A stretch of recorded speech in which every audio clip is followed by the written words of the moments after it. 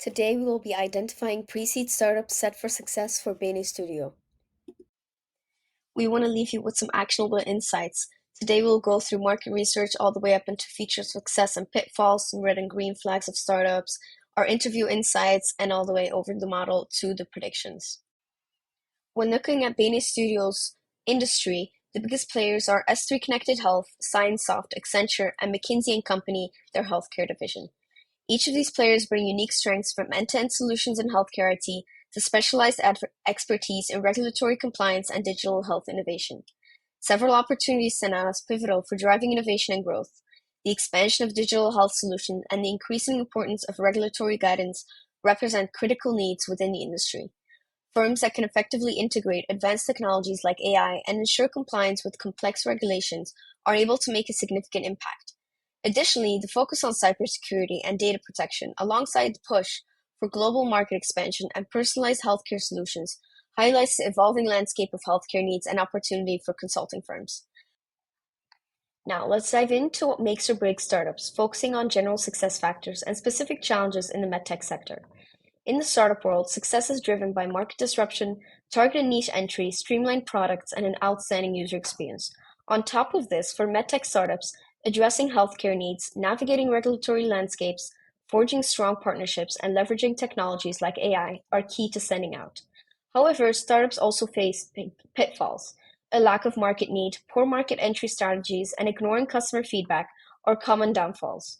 MedTech startups, in particular, must be wary of underestimating regulatory hurdles, prioritizing technology over practicality, and facing integration challenges with existing systems. We have also defined some red and green flags in startups that you can look out for before you decide to work with them to not waste your time. Some red flags include having no clear business strategy, having undefined roles and responsibilities, who does what, are they clear on that, and how do they move forward. Of course, financial instability prevents you from having a future and from growing the company. The inability to adapt and really work with the market is very important as well, and ineffective communication. On the other hand, some green flags can include a strong founding team. They are really the founders of everything. They pull everyone forward. Having the market opportunity and the innovative product or the service that you have is, of course, very important to be able to grow, and that business traction as well. And of course, as we already said, the financial instability, a clear green flag is the capital efficiency, being able and having the money to move forward and to grow your company. Let's dive into two real-world examples from the startup scene: Cartwheel, which soared, and ManyBubble, which struggled. Cartwheel has an amazing team synergy. They all share the same goal and work well together, blending skills from education, tech, and counseling. Software is important for them because their app helps kids with mental health, and they are constantly trying to improve based on feedback from schools that are using it. This focus on making something useful and keeping it user-friendly has been key to their success. On the other hand, ManyBubble's story is a bit different. They knew network in the food industry was key, but found it tough to make these connections. They had some cool tech, but eventually they went under due to financial problems and had to close down. It's a tough lesson on how vital it is to gain financial stability and be able to shift gears when needed. Now that we've gone through our preliminary research, I'd like to dive more into the technical side of things. The bar graph before you represents the top features by importance, which are factors that our Python-based model, which was a cat-boost regression model, suggested might have had a significant impact on a startup's success in the past. At the very top, we see therapeutics and biotechnology institutes hinting at substantial potential for innovation and growth in the health sector. It also seems that Memphis in particular has a significant impact, which could be due to the market and customer demand in that growing city. And it suggests that location can play a very crucial role in the startup's trajectory. These variables are something that both pre-seeds and successful startups have in common and are likely to be indicative of the potential of a startup has.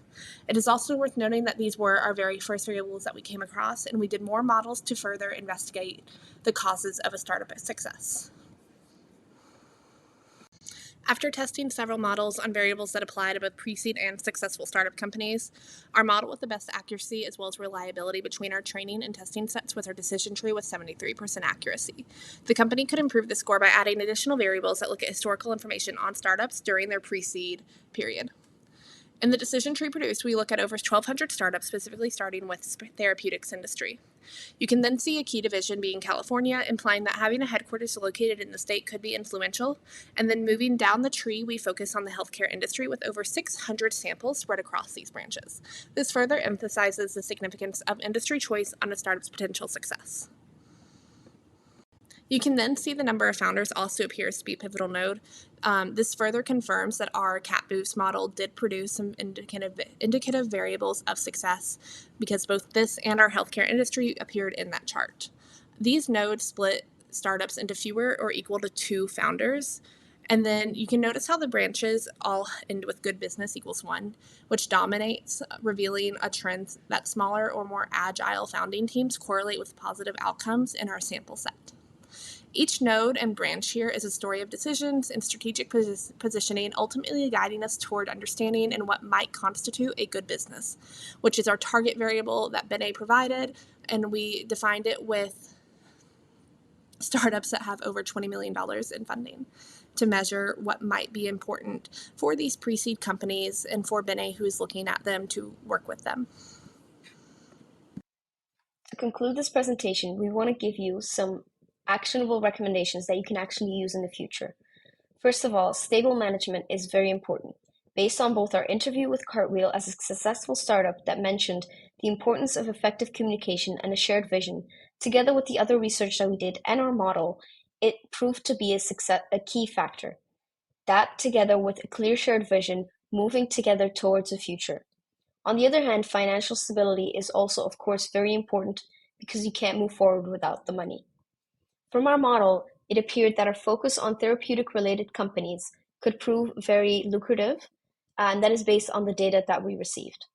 From all this research and thinking that we did as a team, we also want to leave you with 2 recommendations of startups that you could contact and perhaps work together in the future.